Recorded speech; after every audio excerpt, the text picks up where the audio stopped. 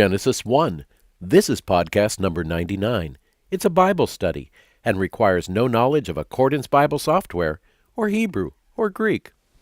It's almost impossible today for a Westerner to read Genesis 1 without thinking about Darwin, evolution, or the current young Earth versus new Earth controversy.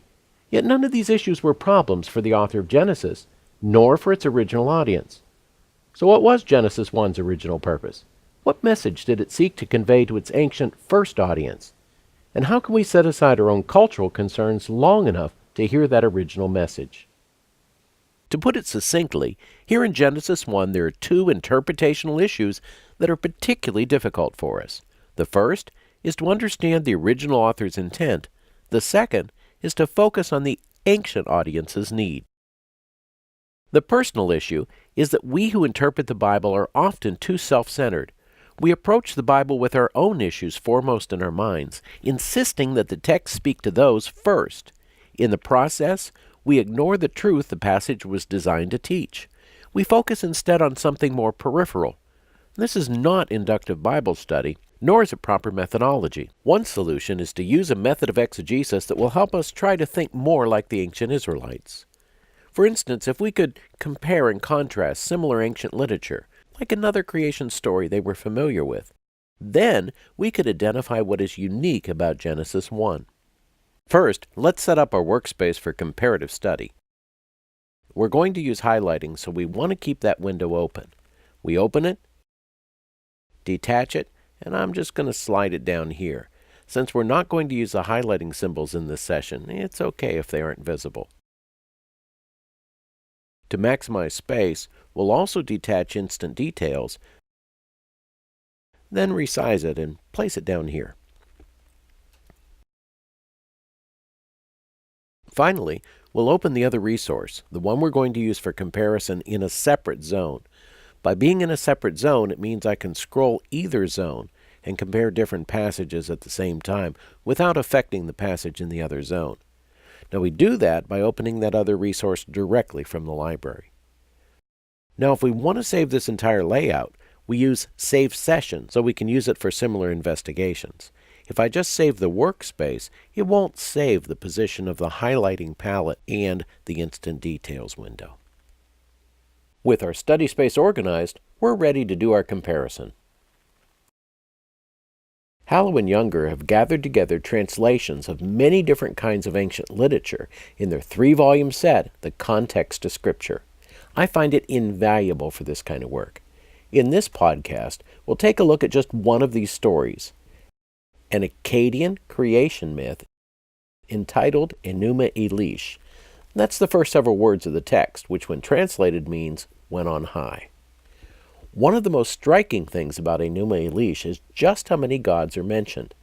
In fact, the story of creation begins with the creation of the gods. Let me just highlight the different gods mentioned on just this first page.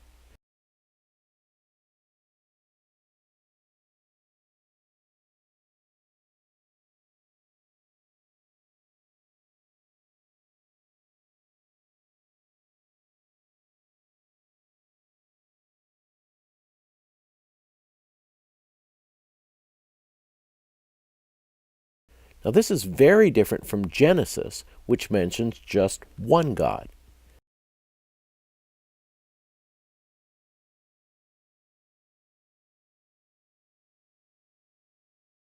But some of you may object, isn't Elohim the Hebrew masculine plural for gods? Well, yes and no. Elohim can be used as a plural for gods, but it can also be used as a plural of majesty, something like saying the high God. It is used in the latter way here, as we can see from the fact that every one of the verbs associated with it is singular, not plural.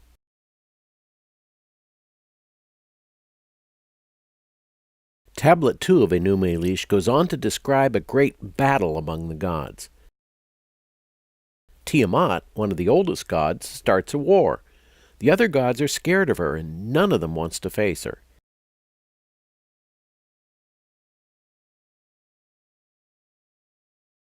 Here, they select a warrior god as their champion, Marduk, the city god of Babylon.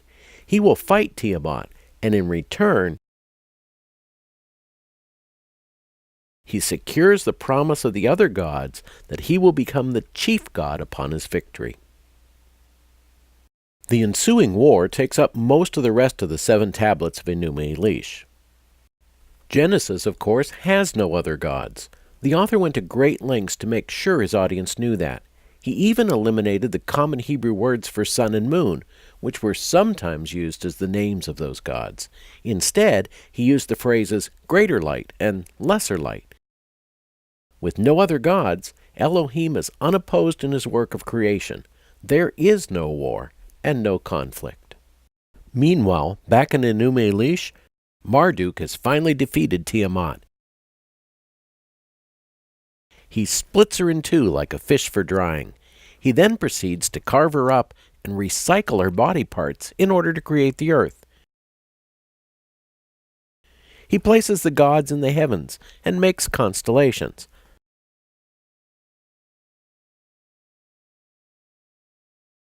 The pinnacle of his creation is the city of Babylon, where the houses of the great gods will be.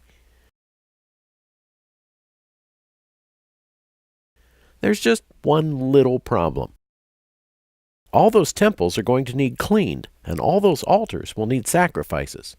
The other gods plead it is just too big a job for them, so Marduk fashions humans to serve in the temples. They shall bear the gods' burdens, that those may rest. Genesis 1 tells a very different story. The pinnacle of God's creation is a garden, not a city. He creates it and the creatures that inhabit it out of nothing, not some dead god's carcass.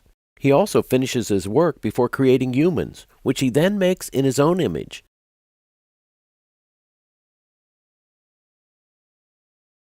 Male and female. They are to rule over the earth and its creatures. The chapter concludes with God's blessing over humans and God's assessment that everything that he created was very good. Now we can understand more clearly the original message of Genesis 1. First, there is only one God. Second, he is unopposed and unequaled. There was no great war in heaven. His rule is absolute. Third, his word is powerful and effective. He speaks and even the elements obey. Fourth, he created the world and its creatures out of nothing. He had no need to use the carcasses of dead gods and refashion them. Fifth, the center of his creation was a garden, not a city, and certainly not the city of Babylon. Think how encouraging this must have been to that later generation of Israelites who were in captivity there. And finally, sixth, God created humans to rule the earth and its creatures, not because the lesser gods were tired of sacrificing at Marduk's temple. If the ancient Israelites thought about anything while reading Genesis 1, it was probably the tale of the battle between Marduk and Tiamat. Here's a drawing of that battle from a cylinder seal print. The heroic figure in the center is Marduk, the city god of Babylon. Tiamat is this serpent sea monster figure here, which, by the way, is even shown with a set of legs. In short, Genesis 1 was written to reveal the nature of God and secondarily his relationship to us. If that conclusion seems odd to you, consider this challenge. Make 2 lists. On the left, write down everything you can discover about God's character using Genesis 1. On the right, make another list. In this one, write down everything you can discover about the nature of creation from Genesis 1. My guess, list 1 will be much, much longer. The first chapter of Genesis was not written to combat evolution. If it were, it would have laid dormant for thousands of years, silent until Darwin published his theory of evolution in 1859.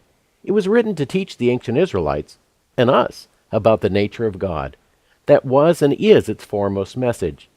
That's not to say that Genesis 1 cannot be used as evidence to help resolve other kinds of issues. It can. It's just that we should not let modern concerns drown out its original voice, a voice that can still be heard if we tune our ears properly. This has been Dr. J for Accordance Bible Software. Thank you for watching this episode of Lighting the Lamp.